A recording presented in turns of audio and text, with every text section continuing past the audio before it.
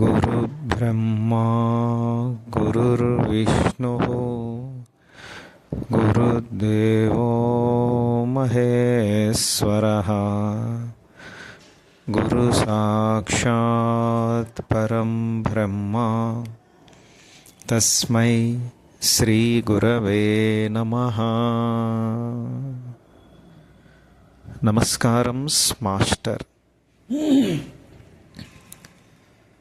నమస్కారం master KPK.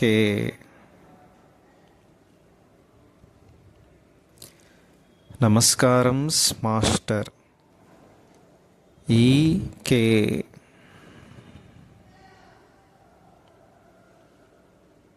నమస్కారం master MN. నమస్కారం మాస్టర్ CV.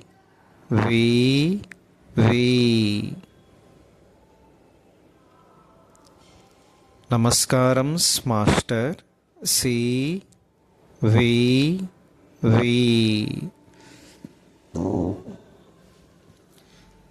నమస్కారం master CV to your lotus feet.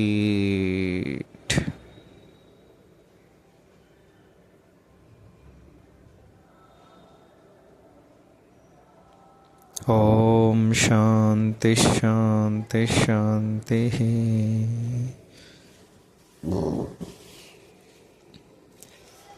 సోదర బృందానికి నమస్కారాలు.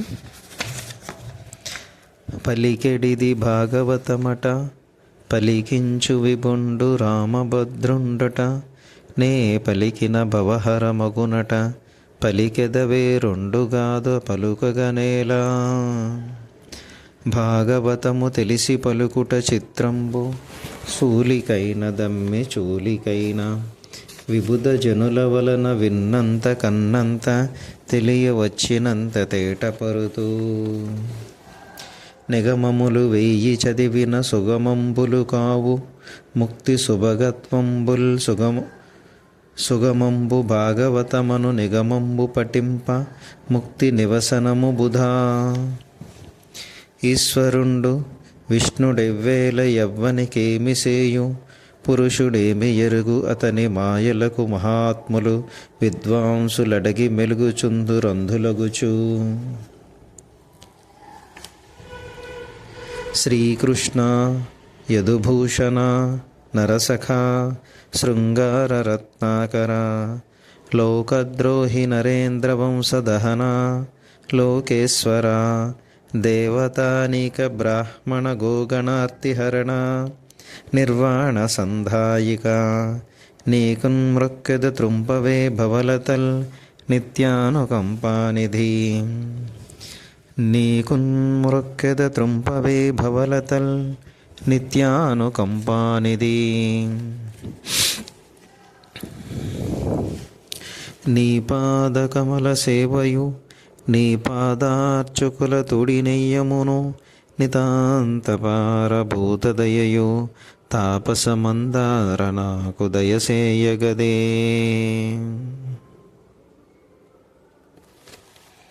సోదర బృందానికి నమస్కారాలు. మనం శ్రీమద్భాగవతం రహస్య ప్రకాశం చదువుకుంటున్నాం.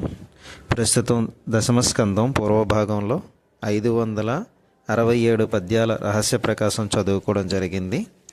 ఈరోజు 568వ పద్యం తాత్పర్యం నుంచి చదువుకుందాం.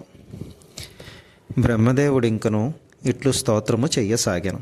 దేవా, నీ పాదరేణువులు శిరస్సును ధరించగలిగిన పుణ్యపురుషులకు మాత్రమే నీ మహామహిమను ఊహించుటికైనా సాధ్యమగును. అది లేనిచో ఎంతటి వారికైనా నీ మహిమను ఊహించుట సాధ్యము కాదు. నీ ఆశ్రితులై నీ అనుగ్రహమునకు పాత్రులైన వారిలో ఒకటిగా ఉండవలెననియే నా కోరిక. అది ఈ జన్మలో సాధ్యమైనచో ధన్యుడను, లేకున్నచో రాబోవు జన్మలలో ఎప్పుడైనా అట్టి అనుగ్రహము ప్రసాదించవలెనని కోరుచున్నాను. ఇక్కడ మాస్టర్ గారు వివరణిస్తున్నారు. భగవంతుని అనుగ్రహము ఎప్పుడు లభించవలెనో నిర్ణయించవలసినది సాధకుడు కాదు. అట్టి కోరిక నిరంతరము హృదయములో నిలుపుకొని తన పాత్రత నిలబెట్టుకొనుటయే సాధకుని కర్తవ్యము. తర్వాత 569వ పద్యం. 100 యజ్ఞములలో హవిస్సులను భుజించినను నీ కడుపు నిండదు, అనగా 100 యజ్ఞములు చేసిన వాడైనను నిన్ను తృప్తిపరచుట సాధ్యము కాదు. అట్లా నీవు గోపబాలురగా లేగదూడలుగా బృందావనములో చేరి ఆ తల్లుల దగ్గర ఆ గోవుల దగ్గర చనుబాలు త్రాగి క్రీడించుచున్నావు. ఆ గోపవనితలు గోవులు ఎంత ధన్యజీవులో ఊహించుటికైనా నాకు సాధ్యమా తండ్రి? పరిపూర్ణతత్వమై పరమానంద స్వరూపమైన పరబ్రహ్మము చెలిగాడై వర్తించుట చాలా అరుదైన విషయము. అంతటి అరుదైన అదృష్టము ఈ నందగోకులములోని జనులకు కలిగినది. వారి భాగ్యరేఖ ఎంత గొప్పదో కదా. 5 జ్ఞానేంద్రియములు, 5 కర్మేంద్రియములు, మనస్సు అనునవి 11 ఇంద్రియములు, చంద్రుడు మొదలైన 11 మంది దేవతలు వారికి అధిపతులు, ఫాలాక్షుడైన పరమశివుడు నేను కలిపి మొత్తం 13 దేవతాధీశ్వరులము. మేమందరము నిన్నే సేవించుచు నీ పాదపద్మములలోని తేనెల మాధుర్యమును ఆస్వాదించుచు తన్మయులమై ఉందుము. మాలో ఒక్కొక్కరు ఒక్కొక్క ఇంద్రియము ద్వారానే నీ సేవాభాగ్యమును అనుభవించి పరవశించి పోవుచున్నాము. ఈ బృందావన వాసులు అన్ని ఇంద్రియములు నీయందే సమర్పణ చేసి జీవించుచున్నారు. వారేది చూచినను నిన్నే చూచుచున్నారు, దేనిని విన్నను నీ నామమే వినుచున్నారు. ఏ పని చేసినను నీ కొరకై చేయుచున్నారు, ఎక్కడకు నడిచినను నీ కొరకై అన్వేషించుచున్నారు. ఎవరిని పిలిచినను నిన్నే స్మరించి పిలుచుచున్నారు. ఇట్లు అన్ని ఇంద్రియ ప్రవృత్తులను నీ యందు సమర్పణ చేసిన ఈ బృందావన వాసులు ఎంత ధన్యజీవులో ఊహించుటికైనను సాధ్యము కాదు. సర్వేశ్వరుడవైన నీవు నీ భక్తుల ఎడల అపారమైన ప్రేమ చూపుదువనుటకు ఇంతకన్నా నిదర్శనమేమి కావలెను? దేవాధిదేవ, ఈ బ్రహ్మ పదవి నాకెందుకు? సర్వజ్ఞాన స్వరూపములైన వేదములు కూడా నిన్ను దర్శింపలేవు. అట్టి నీవు ఈ భూలోకములో బాలకుడవే జన్మించితివి. ఈ అడవిలో ఈ గోకులములో నీతో కలిసి తిరుగుచు కృష్ణ అని నోరారా పిలుచుచు సమస్త జీవ వ్యాపారములు నీయందే సమర్పించుకుని జీవించుచున్న ఈ బృందావన వాసులలో కనీసము ఒక్కరి పాదముల యందలి ధూళి కణములు శిరస్సును ధరించగలిగినచో జన్మధన్యమవును కదా. అంతకన్నా ఈ బ్రహ్మ పదవి గొప్పది కాదు. ప్రభు, నిన్ను హింసింపవచ్చిన పూతన మొదలైన రాక్షసులను కూడా నీ స్పర్శ భాగ్యము చేత నీలో లీనము చేసుకుంటివి.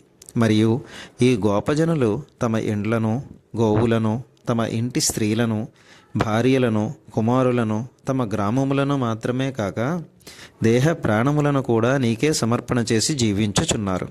నిన్ను హింసింపవచ్చిన పూతనాది రాక్షసులనే లీనము చేసుకున్నవాడవు. ఈ బృందావన వాసులకిచ్చుటకు నీ వద్ద అంత గొప్ప సిరి ఏమున్నదా అని నాకు సందేహము కలుగుచున్నది. కలువుల వంటి కన్నులు గల కృష్ణ, నిన్ను స్మరింపని వారికి ఈ శరీరమే కారాగృహమై మోహమే సంకెళ్ళుగా మారి బంధించును. రాగము ద్వేషము మొదలైన తత్వములు శత్రువులై తమ చుట్టూను వ్యూహములను పండుచుండును. రాగము ద్వేషము మొదలైన తత్వములు శత్రువులై తమ చుట్టూను వ్యూహములను పన్నుచుండును.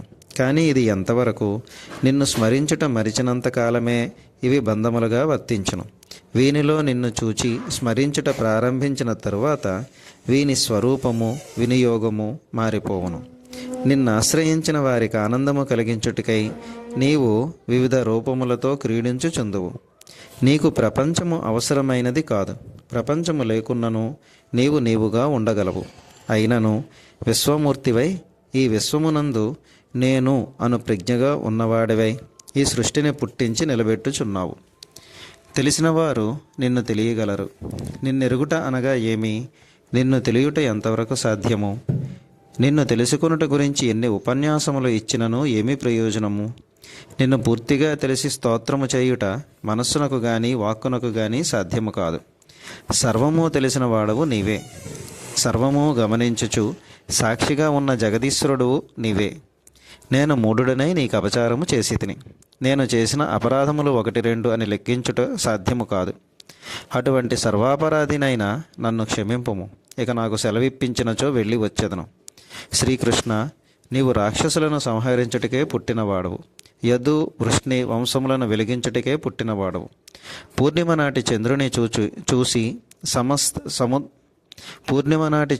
చూచి సముద్రం ఉప్పొంగినట్లు బ్రాహ్మణులు, దేవతలు, గోవులు, విష్ణు భక్తులు మొదలైన సజ్జనులు నీ దర్శనముచే ఉప్పొంగిపోవుదురు. పాషండ ధర్మమును అనుసరించు క్రూరాత్మల ఇండ్లను, శరీరములను కూడా తగలబెట్టు దావాగ్ని వంటివాడవు. దేవా, ఈ కల్పం ఉండునంత వరకు నీకు నమస్కరించుచుండెదను. ఇక నేను సెలవు తీసుకుందునా? విరించి ఇట్లు కృష్ణునికి విన్నవించి స్తోత్రము చేసి 3 మార్లు ప్రదక్షిణము చేసి పాదములకు మొక్కి తన లోకమునకు చేరుకొనెను. కృష్ణుడు అతని చిలిపిచేష్టను మన్నించి అనుగ్రహించను. కమలాసునిచే దాచబడిన గోవత్సములను గోపబాలకులను తీసుకుని తామెంతకు ముందు భోజనములు చేయుచుండిన ఇసుక తిన్నెల వద్దకు చేర్చను. అట్లు బ్రహ్మదేవుని మాయ వలన గడిచిపోయిన సంవత్సరము గోపబాలురకు బాలకృష్ణుని మాయ వలన కొన్ని క్షణములుగా మాత్రమే భాషించను. కృష్ణుని జన్మరహస్యం ఇక్కడ మాస్టర్ గారు వివరిస్తున్నారు. కృష్ణుని లీలావతారములోని విశేషమును మనం ఇంతకు ముందు అతని జనన ఘట్టములో సూచనగా చెప్పుకుంటుమి. రామావతారములో కానీ మిగిలిన అవతారములలో కానీ విష్ణువు లోకాతీతమైన మానవాతీతమైన లీలలేవియూ చూపలేదు. అట్టి అవసరము కూడా ఆ అవతారములలో లేదు. వామనమూర్తి అవతారములో అట్టి విజృంభణము చూపవలసిన అవసరం ఏర్పడినది కనుక వామనమూర్తి జనన కాలములో కూడా ప్రకృతి ధర్మములకు అతీతమైన లీల చూపబడినది. అదితి వానిని ప్రసవించిన వెంటనే అతడు చతుర్బాహుడైన విష్ణుదేవుని దివ్య విగ్రహముగా దర్శనమిచ్చను. ఆ తర్వాతనే పసిబాలుడిగా రూపుధరించను. దేవకీదేవి బాలకృష్ణుని ప్రసవించినప్పుడు కూడా ఇట్లే జరిగాను. దానిని గురించి ఆయా ఘట్టములలో కొంత చెప్పుకున్నాము. ప్రకృతి ధర్మములకు కొన్ని పరిమితులున్నవి. ఆయా లోకములలో ఆయా ధర్మములు పరిమితులు ఉన్నవి. ఆయా లోకాధిపతులు ఎన్ని మహిమలు ప్రదర్శించినను తమ పరిమితులకు లోబడి మాత్రమే చూపగలిగిరి. సర్వలోకముల ధర్మములకు పరిమితులకు అతీతమైనవాడు ప్రభువైనవాడు విష్ణువు. అతడు కూడా మానవ శరీరము ధరించి వచ్చినప్పుడు ప్రకృతి ధర్మములు వానిపై పనిచేసి తీరును. తన కార్యప్రణాళికకు ఆ ధర్మములు అడ్డు వచ్చునని తోచినప్పుడు అతడు వానికి అతీతముగా ప్రవర్తింపవలెను. లక్ష్మణుడు రావణుని శక్తిఘాతముచే మూర్ఛపోయినప్పుడు రావణుడతని నెత్తుకొని పోవుటకు యత్నించను. కానీ లక్ష్మణస్వామి మూర్ఛలో ఉన్నను తన ఆదిశేష తత్వమును ఆవాహన చేసుకుని బరువైపోయాను. ఇట్టి చిన్న చిన్న ఘట్టములెన్నో ఉండవచ్చును. ఆయా సందర్భములకు తగినట్లు దివ్య మహిమలు చూపుట కూడా జరగవచ్చును. కానీ అవతార ప్రయోజనముకై జీవితకాలం అంతయు దివ్యలీలామయముగా జీవించవలసిన అవతారమూర్తి ప్రకృతి ధర్మములకు పరిమితులకు పూర్తిగా అతీతుడు కావలెను. కానీ అవతార ప్రయోజనముకై జీవితకాలం అంతయు దివ్య లీలామయముగా జీవించవలసిన అవతారమూర్తి ప్రకృతి ధర్మములకు పరిమితులకు పూర్తిగా అతీతుడు కావలెను. దీనికి ప్రారంభముగా బాలకృష్ణుని ప్రసవమే చిత్రముగా జరిగినది. దేవకీదేవి గర్భమున శిశువు ఎట్లు పెరిగి పెద్దవాడయ్యనో మనకి తెలియదు. కానీ ఆమె ప్రసవించిన వెంటనే చతుర్బాహుడైన విష్ణుమూర్తి బాలరూపములో దర్శనమిచ్చను. ఆ తరువాత ఆ దివ్య రూపము అంతర్ధానమై పసిబాలుని శరీరము కనిపించను. అనగా ఆ బాలుని శరీరము తల్లి గర్భములో సమకూర్చుకున్న ధాతువుల స్థానములో దివ్యాణువులతో నిర్మాణమై దివ్య ధాతువులు సమకూడెను. పురిటికందుగా ఉన్నప్పుడే పోతన చన్నులలోని విషమును స్వీకరించి జీర్ణించుకొనుట దీనికి మొట్టమొదటి నిదర్శనము. అప్పటి నుండి బాలకృష్ణుడు ప్రకృతిలో ఉన్న చరాచర వస్తు సముదాయములపైనను జీవరాశులపైనను పంచభూతములపైనను దేవతాగణములపైనను క్రమముగా ఆధిపత్యము సాధించను. తృణావర్తుని రూపమున వాయువు పైన, దావాగ్ని భక్షణలో అగ్నిపైన, వత్సాసుర బకాసుర రూపమున జంతు పక్షి జాతులపైన, అఘాసురుని రూపమున విషములేని సర్పజాతులపైన, కాళీయుని రూపమున విషసర్పములపైన ఆధిపత్యము సాధించను. గోవర్ధనోద్ధరణమున పర్వతారణ్యములపైన ఆధిపత్యము చూపెను. ఆఘట్టములోనే వర్షస్వరూపుడైన పర్జన్యుని పైనను ఇంద్రుని పైనను ఆధిపత్యము సాధించను.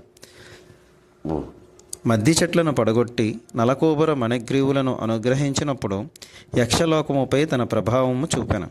గురుపుత్రుని బతికించుటకు పంచభూతములలోని జలములపైనను వరుణదేవునిపైనను ఆధిపత్యము చూపెను. బ్రహ్మదేవుడు చేసిన మాయను తన మాయాప్రయోగముతో విఫలము చేసి దేవతలకే దేవుడైన బ్రహ్మదేవునిపైన కూడా తన ఆధిపత్యము చూపెను. ఈ విధముగా బాలకృష్ణుడు 13వ సంవత్సరము లోపుననే సర్వ ప్రకృతి పరిమితులను దేవతాలోకములను అధిగమించి అతీతుడై నిలబడెను. ఇందులో మరికొన్ని విశేషములు మరి ఒకసారి చెప్పుకొనగలము. 581 పద్యం. ఆ విధముగా గోపబాలకులు కృష్ణుని మాయ వలన 1 ఏడాది పాటు మాయలో మునిగి ఉండిరి. విష్ణుదేవుని మాయ వలన ఈ విశ్వసృష్టి అంతయు మాయలో మునిగి ఉండును కదా. ఇక గోపార్భకులు 1 ఏడాది పాటు అతని మాయలో మునిగిపోయిరన్నచో ఆశ్చర్యమేమున్నది. ఇక్కడ వివరిస్తున్నారు. అఘాసుర వధ బాలకృష్ణుని 5వ ఏట జరిగినది. బ్రహ్మమాయ వలన వారందరూ 1 సంవత్సర కాలము మాయలో గడిపివేసిరి. వారికి స్పృహ వచ్చేసరికి మరలా ఇసుక తిన్నెలపైనే ఉన్నారు. వారి చేతులలోనూ గిన్నెలలోనూ గల ఆహార పదార్థములు అట్లే ఉన్నవి. వారందరూ బృందావనము చేరిన తరువాత బాలకృష్ణుడు తమను కొండచిలువ బారి నుంచి రక్షించనని పెద్దలకు చెప్పిరి. ఈ సంవత్సరమంతయు బాలకృష్ణుడు, గోపబాలకులు, లేగదూడలు గోకులములో పెద్దల వద్దనే ఉన్నవి కనుక పెద్దలందరూ కొండ చిలువను చంపుట ఆ రోజే జరిగినదని భావించిరి. అప్పుడు కృష్ణుని వయస్సు 6 ఏండ్లు గనుక 6 ఏండ్ల వయస్సులోనే ఈ సంఘటన జరిగినని గోపబాలకులతో పాటు పెద్దలందరూ భావించిరి. ఇసుక తిన్నెలపైన చల్లని చెట్ల నీడలలో మండలాకృతి కంకకు వచ్చుచున్న బాలకృష్ణుని చూచి సంతోషముతో ఇట్లనిరి. చెలికాడా, అమ్మయ్య వచ్చితివి కదా. నీకోసం ఎంతసేపటి నుండి ఎదురుచూచుచున్నామో తెలియనా? నీవు వెతికి తెచ్చదనని వెళ్ళిన లేగదోడలన్నీయు అరణ్యము నుండి క్షేమముగా తిరిగి వచ్చినవి. నీవు మాత్రము ఆలస్యము చేసితివి. మన మిత్రులందరూ నీవు వచ్చిన తరువాతనే భోజనములు చెయ్యవలని కూర్చుని ఉన్నారు. త్వరగా రమ్ము. ఇట్లు మిత్రులు ఆహ్వానింపగా కృష్ణుడు చిరునవ్వుతో వారితో చేరి చలిది భోజనములు ఆరగించెను. భోజనములు పూర్తయిన తరువాత గోపాలకృష్ణుడు మిత్రులతో లేగ మందలతో బృందావనముకు తిరిగిపోవచ్చు ఆ కొండ చిలువ చర్మమును వారికి చూపించను. అప్పుడు కృష్ణుడు గోపబాలురకు చాలా అందముగా కనిపించను. శిరస్సుపై నెమలిపించము, మెడలోని హారములు వెలుగులు చిమ్ముచు అతనిని మరింత కాంతివంతము చేయుచుండెను. అతడు కొమ్ము ఊదుచున్నను, వేణుగానము చేయుచున్నను వారందరి చూపులను అతనిపైనే అంటుకుని ఉండెను. వారందరూ ఆనంద తరంగితులై అతని వీర్య పరాక్రమములను పాటలు గట్టి పాడుచు, గంతులు వేయుచు, చెలరేగి ఆడుచు తమ ఎండ్లకు సాగిపోయిరి. ఇక్కడ మాస్టర్ గారు వివరిస్తున్నారు. గోపబాలకులు కృష్ణుని ఎప్పుడు చూచినను తన్మయులగుచునే ఉందురు. అతని అందము వారికి ఎప్పుడునూ క్రొత్తగానే ఉండును. ఇప్పుడు కృష్ణుడు కొండ చిలువ శరీరమును చూపిన తరువాత వారిలో క్రొత్తగా ఒక ఆనంద స్పర్శ కలిగెను. దీనికి కారణము కృష్ణుడు వారిని రక్షించనని స్ఫురించుట ఒక్కటే కాదు. కొంతకాలము వారు బ్రహ్మదేవునిచే గుహలో ఉంచబడిరి. ఆ బ్రహ్మదేవుడు కృష్ణుని మాయ చేయుటకు వచ్చి ఉండవచ్చును. ఆ కారణము వలన అతడు కృష్ణునకు లోకువై ఉండవచ్చును. కానీ గోపబాలకులకు బ్రహ్మదేవుని అనుగ్రహ స్పర్శ లభించను కదా. అంతటి అనుభూతి సామాన్యమైనది కాదు. ఆ అనుభూతి వారికి తెలియకనే వారిలో పనిచేయుచున్నది. అంతేకాదు, ఇంతకాలము కృష్ణుడు వారి రూపములతో, వారి స్వభావములతో వారి ఎండ్లలో సంచరించను. అనగా వారందరూ గోపాలకృష్ణుని హృదయములోనే నివసించుచున్నారు. ఈ అనుగ్రహం ఎంత అద్భుతమైనది! ఈ 2 విధముల అనుగ్రహ స్పర్శలను గోపబాలకులలో పనిచేయుచుండుట వలన వారిలో ప్రత్యేకమైన ఆనంద స్పర్శ కలిగెను. తమ ఇండ్లకు చేరిన గోపకుమారులు ఒక పెద్ద కొండ చిలువ తమను మృంగుగా కృష్ణుడు దానిని చంపి తమను రక్షించినని పెద్దలతో పరిపరి విధములుగా వర్ణించి చెప్పిరి. సుఖయోగి ఇట్లు చెప్పగా పరీక్షిత్ ఇట్లనెను. మహర్షి, బృందావనములోని గోపకులకు తమ సొంత బిడ్డలపై కంటే కృష్ణుని పైననే ఎక్కువ ప్రేమ ఉన్నట్లు స్పష్టముగానే తెలియచున్నది. అది ఎట్లు సాధ్యమయ్యను? ఈరోజు ఈ కార్యక్రమం ఇక్కడికి ముగిద్దాం. ప్రస్తుతం మనం 589వ పద్యం వరకు చదువుకోవడం జరిగింది.